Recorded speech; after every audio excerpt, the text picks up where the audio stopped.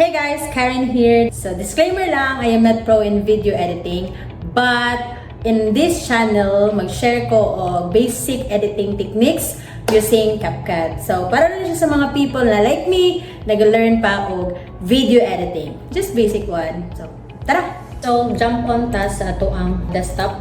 So here I have my CapCut app.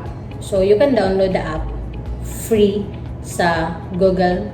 So, search lang niyo CapCut.com and then you can see nga maka-download ka sa search lang niyo sa YouTube how to download CapCut. So, this time, we have to create a project, and this is our project, we have created already a project which is, gi-rename na ko siya o project 1. So, when you rename something, click lang mo ni click lang mo ni diri sa ibabaw, or example, magawas ka, right click nimo and then right click mo sa mouse and then rename, type nimo unsa nga name imong gusto.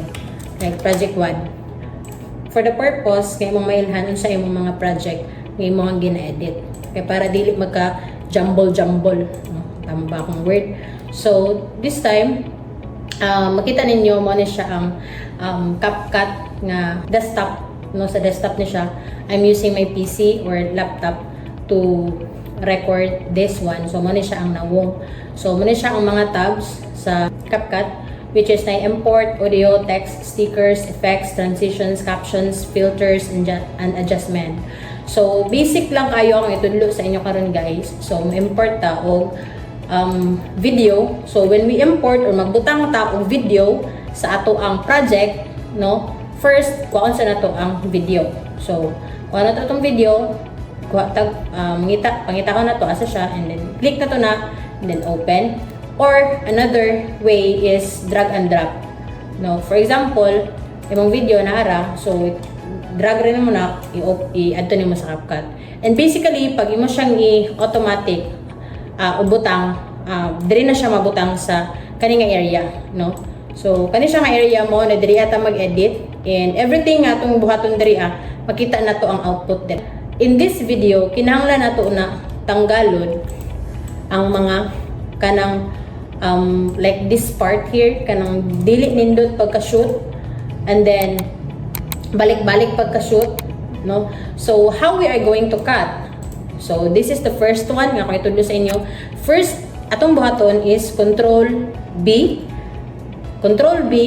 provided nga ang imuhang cursor, kaning mouse nimo nandiri sa place nga kinahanglan nato i-cut. For example, kaning part cut na to ni Control B, and then afterward, click na to ang video nga asa siya dapat i-cut, and then delete na to siya. I-delete na to ang kana nga video. And then automatic na siya nag sync, or nag-sumpay, like what's the word? So, automatic na siya. So, for this part here, atong i-cut po ang mga like, wala nagtingog, So, atong padakuon, i-click na to ang video and then click delete. So, ayun, automatic na siya. Take note, nganong automatic na siya nagpilit diretso skilled, It's because naka-turn on ang main track magnet. So, pag i-turn off na to na siya guys, for example, mag-cut ta diri for example, kaninga part diri Control B, and then diri apod nga part ako pong i-cut, another Control B, click the part kaninga part akong gusto hawaon, click delete. So magmano-mano ka o pilit, so drag nimo siya, butang nimo siya, isumpay nimo siya pag naka-turn off ning main track magnet. So kinahanglan i-on na to ni siya para mas paspas ang atong trabaho. So, that's it. Jump ta karon sa ato ang pag-add og text sa ato ang video, for example. So, dili ra kay nato taason, When we add text to our video, pwede siya mano-mano that we could say, click na to ding text, diri nga tab, and then add text, and then click the default text.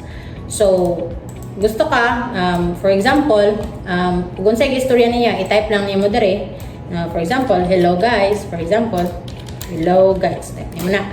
Diri na mo siya i-type kani nga part diri And then when you done that, kung sa kataas ang imong text diri mao po na siya kataas kung magpakita siya sa imong video. So yun, di ba? As you observe, no? Wala na. So imong timingon pod ug unsa kataas ug unsa yung istorya at that time, make it sure nga sabay pod ang text nga mo present. Kay para na ay kung siya ba kanang nag-join ba, no? Dili siya buki tanawon. And then another thing, no, delete na to. Another thing how to add caption or add text sa ato ang video, we will use auto caption, no? And then i-choose na to on English because English man ang language aning video, and then let's click generate. So hulat-hulat lang ta, no? And then after that one, ma-generate na niya ang audio or text nga iyahang gipang istorya. Then, so mo na siya ang mga gipang istorya sa video, and then just simple lang dayon nga mga editing nga imong buhaton. For example, na wrong spelling, no, double click or click lang nimo diring caption, no. For example, diri just to check the caption nga tama ba gyud ang mga spelling. So click nimo ning caption and then go over nimo isa-isa ang line by line sa text, so that ma-double check nimo if sakto ba ang iyahang mga spelling. So that's it for adding our text.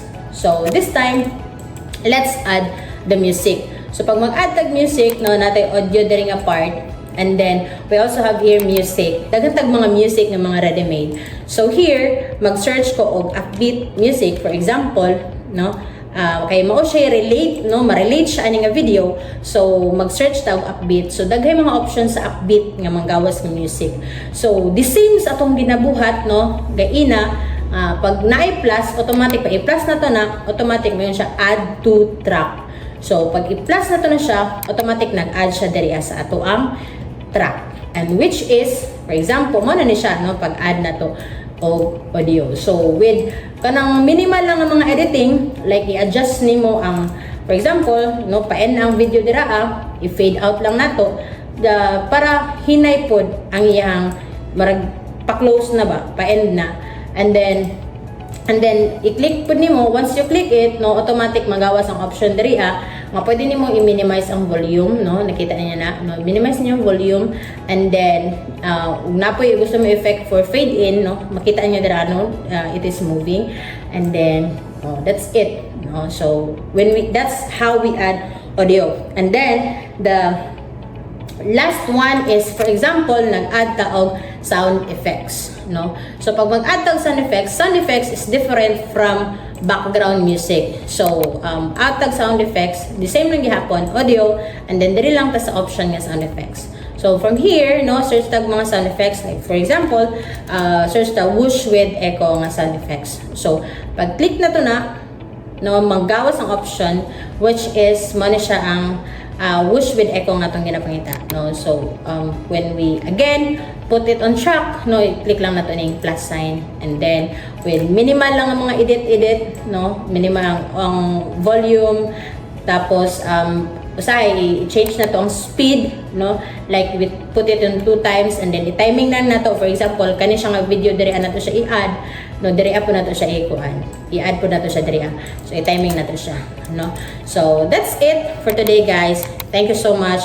So just comment below kung unsa inyong gusto nga kanang namoy mga questions regarding sa pag-edit of video using CapCut, no, feel free to comment there below so that I could help you in your journey as you want to develop your video editing skills. So sabay-sabay tayo mag-learn, no.